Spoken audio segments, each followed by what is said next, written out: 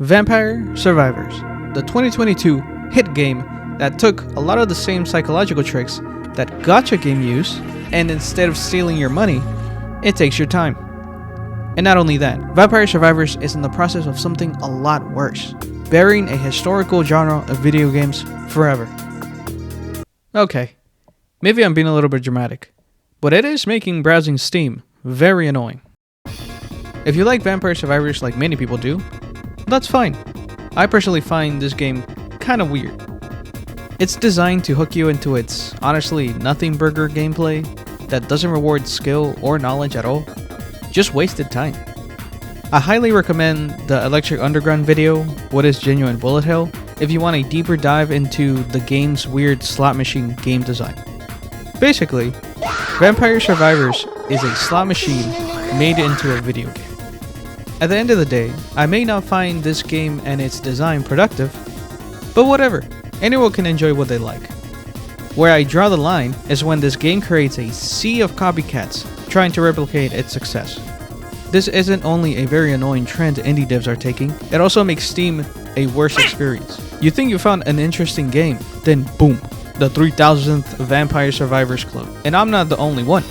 People are complaining about the Next Fest that's going on right now. It's a slog to sift through demos in hopes to find a good game, which is a shame because there's a lot. Check out my last video if you want to check some cool indie games I found. But at least you can use the Steam search system to filter out some of the games, right? Usually, yeah. But what if you're looking to play an old classic genre that's been there since the 80s? I'm talking about shoot 'em ups.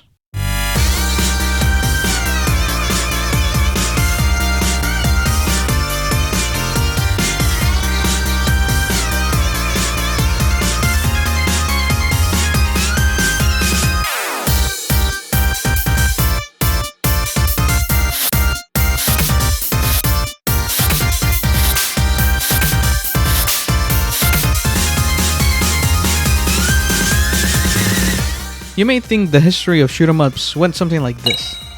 But in reality, shooters, shoot 'em ups, or shmups as they're known better today, have a rich history of evolution just like any other genre. We can talk about how these games were the cutting edge of video game tech in the 80s and 90s, basically the AAA gaming of its time, pushing the boundaries for video games. But this genre didn't just die after the golden age of arcades in the 90s.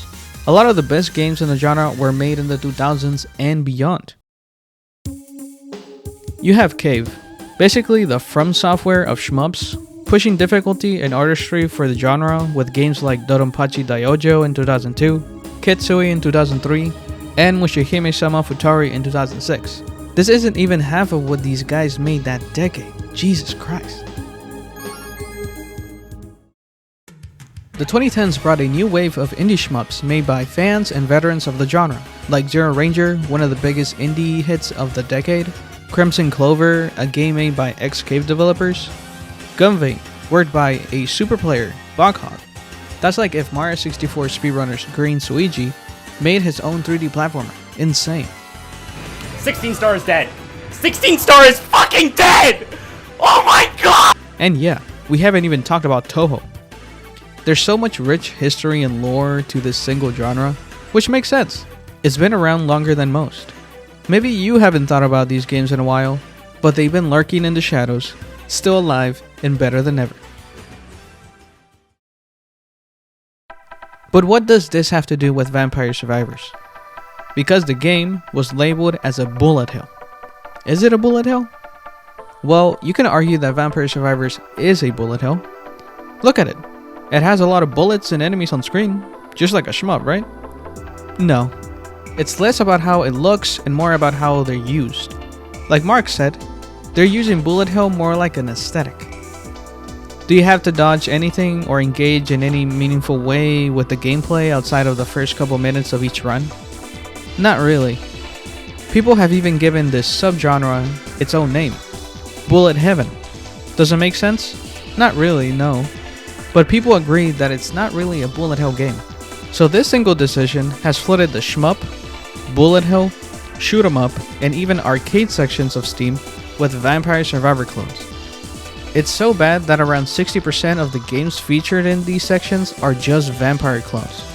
At this point, just make a new tag for these games, please. It's so sad to see such a historical important genre slowly buried by a bunch of, frankly, slap games nobody cares about.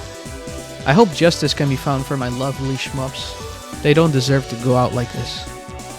What can be done? Honestly, I don't know. Although I hate Vampire Survivors for its crime against arcade games, I have to also blame Steam for making their website worse to navigate. You could probably solve many of the problems if you make a Vamp section just for those games. That way, half of Steam isn't just the same game with a different skin. Shmup players have had to rely on other people making curated lists for shmups like Shoot 'em Up Database and STG Shmups. Check them out if you want some cool games. What can you do? Support shmup developers and check out some shmup content creators. You would be surprised how active the community for these games is after so long. Shmup Junkie, he makes amazing shmup documentaries and recommendations and easy resources to check out. The Electric Underground, he's the hardcore shmup guy. He can be harsh, but the way he analyzes games is a breath of fresh air. Hidden Fortress, his discussions about shmups are awesome. Catnap is a super underrated channel that has an amazing cave series. And for games, I recommend all the ones I've talked about so far. Plus, Eschatos, Light Like Zero, a more recent indie shmup. Drainus, a shmup made by a very good studio. Devil Blade Reboot. Darius, a classic PS1 game that has an HD remake now that you can play. Hazelnut Hex, a very pink shmup. LS3, very great shmup. And there's so much more. There are too many to list. But that's what makes this genre so special. You have 40 years worth of games to explore. And I'm pretty sure it's still fewer games than Vampire Survivor clones, at least.